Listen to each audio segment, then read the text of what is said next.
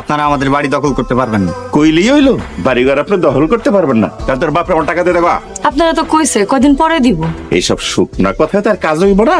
এই তোরা ঘরে ঢোকা। তো এক পাওয়া গাইলে খবর আছে কিন্তু। রাজু থাক, ওনাদের কিছু কইস না। এই বাড়ি দখল করলে আমরা কই যেয়ে থাকবো? দরকার পড়লে আমরা রাস্তায় থাকবো, গাছের নিচে ঘুমাবো। ভাইয়ের পোলারে লেখাপড়া করায় আমাগো নিয়ে এখন রাস্তায় থাকবা। খুশি তো হন তুমি? এইটাই আসিল বাকি আমার কপালে। যাও, তোমরা যতটুকু পারো কাপড় চোপড়গুলো নিয়ে আসো। এই যাবে? জামু। তোমাকে চেনা চেনা লাগছে, কোথায় যেন দেখেছি। আমার ভার্সিটিতে ভর্তি অনেক লাগে 10,000 টাকা দিছিলেন। ও হ্যাঁ, মনে পড়েছে। তা ভর্তি হয়েছো? স্যার ভর্তি হয়েছি। রিক্সা চালিয়ে পড়তে কষ্ট হয়নি? না স্যার, কষ্ট হয় না। আসলে এখনো বই কেনা হয় নাই, আর বড় আব্বা টাকা এখনো ম্যানেজ করতে পারে নাই, তো এর লাগে রিক্সা লয়ে বাইরে হয়েছি।